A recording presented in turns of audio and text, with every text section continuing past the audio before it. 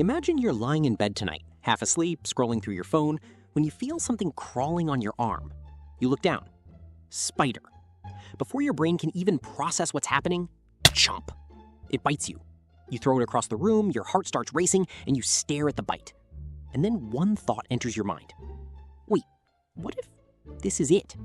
What if you wake up tomorrow stronger, faster, able to stick to walls? Wow! You walk over to your bedroom wall, put your hand against it, and you immediately fall over. Yeah, probably not Spider-Man. But here's the crazy part. That tiny bite can actually cause some pretty weird things to happen inside your body.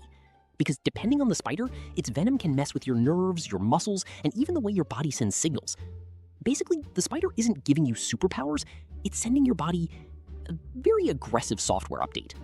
And unfortunately, there's no skip update button. Nope. So what actually happens after those tiny fangs break your skin? And why can one spider bite leave you with nothing more than a tiny red bump, while another can make your entire nervous system go, yeah, we're having a terrible day? Let's find out. The first thing that happens is probably nothing dramatic. You might just feel a sharp little pinch, maybe some pain, maybe redness, maybe swelling, and that's it. Which is honestly disappointing, because if Hollywood has taught us anything, a spider bite should immediately come with glowing eyes, exploding muscles, and a dramatic superhero soundtrack. Instead, you get a bump on your arm. Congratulations, you're now Spider-Man's unemployed cousin. But here's where things get interesting. A spider bite isn't necessarily dangerous because the spider is trying to murder you. Most spiders don't even want to deal with humans. To them, you're basically a skyscraper with anger issues. The venom exists because spiders use it to deal with prey or defend themselves. And that venom can contain a cocktail of different molecules. Some attack nerves, some affect muscles, some trigger inflammation. Your body immediately notices something is wrong and starts sending immune cells to the area. That's why the skin around the bite can become red, swollen, itchy, or painful. Basically, your immune system sees the venom and goes, who invited this guy? But here's the thing. Not all spider venom is created equal. And that's where the story gets much more interesting. Some spider venoms can interfere with the signals your nerves use to communicate with your muscles, and that can cause some genuinely bizarre symptoms. Muscle cramps, sweating, intense pain, nausea, weakness. Your body can basically start behaving like someone accidentally pressed random buttons on the control panel. Imagine trying to move your hand and your muscles are like, we're gonna need a minute. And here's something people often get wrong. You might wake up with a mysterious red bump, see a spider somewhere nearby, and immediately decide, yep, that's the criminal. But you actually might not have been bitten by a spider at all. Other insect bites, skin infections, and allergic reactions can look surprisingly similar. So if you ever wake up with a mysterious bump, don't immediately put a spider on trial. It may have an alibi. But there is one thing that makes spider bites particularly fascinating. The venom isn't just randomly destroying everything. Some toxins are incredibly precise. They can interfere with specific biological processes, especially the communication between nerves and muscles. And scientists actually study these molecules because understanding how venom affects the body can teach us things about how our own nervous system works. So yes, that tiny spider you were about to kill with a slipper may contain chemicals that researchers would actually love to study. Nature is basically running a pharmaceutical company out of a corner. But now, let's address the question you've probably been waiting for. Could a spider bite actually turn you into Spider-Man? No. Sorry, you are not about to wake up tomorrow and start climbing your bedroom wall. Nope. Spider venom doesn't contain a secret become superhero button, and it doesn't rewrite your DNA like a software patch. But let's imagine just for a second that some completely insane spider could change your biology. Would you actually get Spider-Man's powers? Well, that's where things get hilarious. Because Spider-Man isn't just strong, he's ridiculously strong. If you suddenly had enough muscle to throw cars around, your bones and tendons would also need to handle that force. Otherwise, you'd basically have a Ferrari engine inside a shopping cart.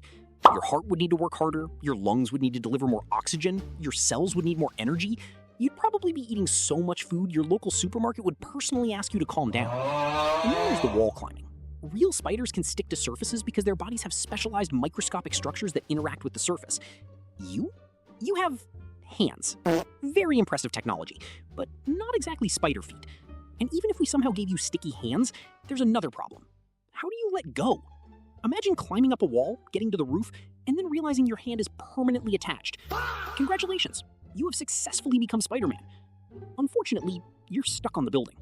But the weirdest thing about Spider-Man isn't actually his strength, it's his spider sense. He somehow knows when danger is coming, sometimes before he can even see it.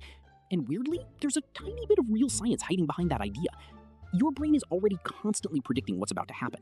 You hear footsteps behind you, notice movement in your peripheral vision, or feel a vibration, and your brain combines all that information to make a prediction.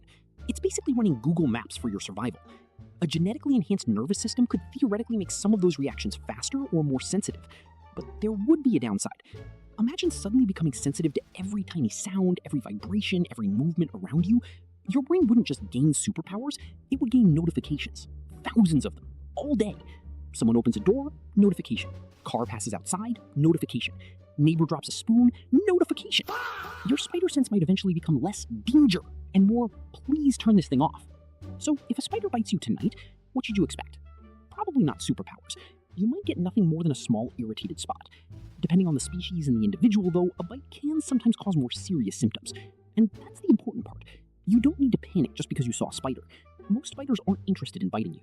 They'd much rather hide in some dark corner while you spend 20 minutes looking for them with a slipper.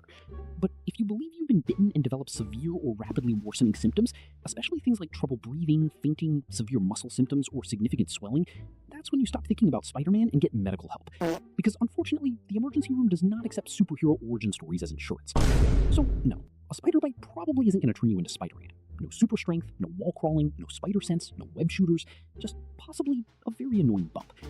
But here's the part I actually find incredible. The real world already contains animals with abilities that sound completely fictional. Spiders can climb walls, produce incredibly strong silk, detect vibrations, and some can make extraordinary jumps relative to their size. And they do all of this without radioactive spiders, without billion-dollar suits, and without a Marvel movie budget. So maybe the craziest part isn't that a spider can't give you superpowers, it's that spiders already have them. And honestly, after learning all this, you might never look at that tiny eight-legged roommate the same way again. Just don't try to catch it with your bare hands. You are not Spider-Man. At least, not yet. And now you know the truth. That random spider in your room isn't secretly waiting to unlock your superhero origin story. It's just trying to survive, probably just like you. So if you enjoyed the video, hit that like button and subscribe to Explained in 10 for more weird questions, crazy science, and things you've probably never thought about before. And remember, the next time you see a spider staring at you from the corner, maybe it's not scared of you. Maybe it's just wondering why you're the one screaming. I'll see you in the next one.